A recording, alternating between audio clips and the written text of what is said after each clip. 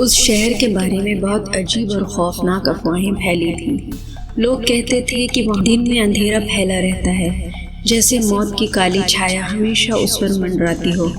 वहाँ की गलियाँ खाली दिखती, लेकिन हवा में कुछ अजीब सा सन्नाटा और घुटन होती थी, जो किसी को भी डराने के लिए काफ़ी थी। जैसे ही शाम ढलती, कब्रों से उठते साए और हड्डियों के कंकाल जैसे जिंदा हो जाते। वे भूखे टूटी फूटी काया लिए रात के अंधेरे में सड़कों और खेतों में घूमते थे। उनके हड्डियों के खड़खड़ाने की आवाज़ इतनी डरावनी होती थी कि पास के गांवों तक सुनाई देती थी और जंगली जानवरों तक को खामोश कर देती थी। जब विवेक ने कहा चलो उस शहर की जनगणना भी कर लें, तो मेरी रूह तक कांप उठी। हर कोई उस जगह से दूर भागता था, मगर विवेक जिद पर अड़ा रहा। आखिरकार हमने पास के गांव से एक लड़के को साथ चलने के लिए मना लिया। उस लड़के की आंखों में खौफ साफ नजर आ रहा था, मगर शायद पैसे के लालच में वह तैयार हो गया। 2 मील दूर पेड़ों के झुंड के पीछे से उस भयानक शहर की झलक मिलने लगी। जैसे ही हम करीब पहुंचे, नज़ारा और भी डरावना हो गया। चारों ओर सड़ी गली लाशें फैली हुई थी। वहाँ ऐसा लग रहा था जैसे भूख और मौत ने मिलकर इस जगह को तबाह कर दिया हो, और अब सिर्फ कंकाल और जानवरों का राज बचा हो। गिद्ध, कुत्ते और सियार उन लाशों पर झपट रहे थे, जैसे वह उनकी आखिरी दावत हो। हवा का एक ठंडा झोंका आया, लेकिन यह हवा ताजगी भरी नहीं थी। यह हवा बदबू से भरी थी, जैसे सड़ी हुई लाशों और नमी का मिश्रण हो। बदबू इतनी तेज थी कि हमें चक्कर आने लगा, मगर फिर जैसे उस दुर्गंध ने ही हमें होश में ला दिया हो। हम शहर के पहले घर के पास पहुंचे। 3 ओर से दीवारें ढह चुकी थी और बची हुई एक दीवार के सहारे एक आधी गिरी छत लटक रही थी। दीवार की आड़ में एक कंकाल पड़ा था, जो शायद बहुत समय पहले इंसान रहा होगा। ये रघु है, लड़के ने कांपती आवाज में कहा। कौन रघु? विवेक ने पूछा। ये रघु है, इस शहर का सबसे ताकतवर आदमी हुआ करता था। अकाल पड़ा, सब भूखे मर गए। उसकी माँ पहले मरी, फिर उसने अपनी नाव में माँ की लाश रखकर आग लगा दी। वह भूख और गम से टूट गया और यहीं मर गया। ये सुनकर एक भयानक खामोशी छा गई। मेरे मन में एक अजीब सा डर बैठ गया, मानो हर ओर से किसी की नज़रें हमें घूर रही हों। हवा में अब भी खड़खड़ाहट सी आवाज़ गूंज रही थी, जैसे कोई दूर से आहट कर रहा हो। अचानक लड़का एक और इशारा करते हुए चिल्लाया, वह देखो, वह रमा है, वह जिंदा है। कौन रमा? विवेक ने चौंकते हुए पूछा। वह जुलाहिन। लोग कहते हैं कि वह अब भी जिंदा है, भटकती रहती है। सब मर गए और वह भूत बनकर कब्रों के पास घूमती रहती है। कभी कभी रात में उसकी कराहने की आवाज़ आती है। विवेक ने मेरी ओर देखा और मैंने उसकी ओर। हमें यह अफवाहों की तरह लग रहा था, लेकिन लड़के की आवाज़ में कुछ ऐसा था जिसने हमें हिलाकर रख दिया। हम उस झोपड़ी की ओर बढ़े जहाँ लड़के ने जुलाहिन को देखा था। अंदर का नज़ारा किसी भयानक सपने से कम नहीं था। 3 कब्रें आंगन में खुदी हुई थी, जैसे हाल ही में किसी ने वहाँ किसी को दफनाया हो। उनमें से एक कब्र के बीच एक बड़ा छेद था और उसमें से एक बिच्छू निकला। उसने हमें देखा और वापस उसी छेद में घुस गया।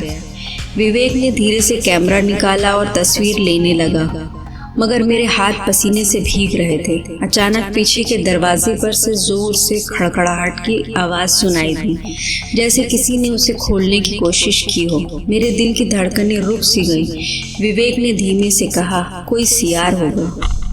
मगर खड़खड़ाहट बढ़ती जा रही थी, जैसे कोई दरवाज़ा तोड़कर अंदर आना चाहता हो। मैंने सोचा शायद जिंदा लोगों की गंध पाकर शहर के सारे मुर्दे हमारे ऊपर हमला करने आ रहे हैं। मेरे शरीर का हर कतरा डर से सर्द हो गया। लड़का जोर से चीख पड़ा।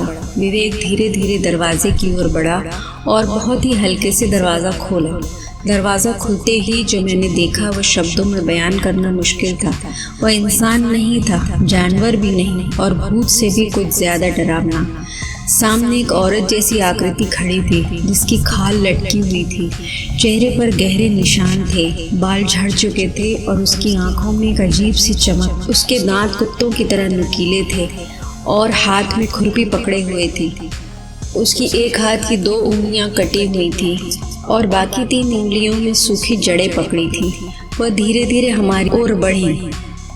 मैंने चीखने की कोशिश की, लेकिन गला जवाब दे चुका था। वो औरत हमारे पास आकर खड़ी हो गई। उसने जड़ें जमीन पर रखी और 3 उंगलियों वाले हाथ को मुंह के पास ले जाकर कुछ खाने का इशारा किया। वो भूखी थी।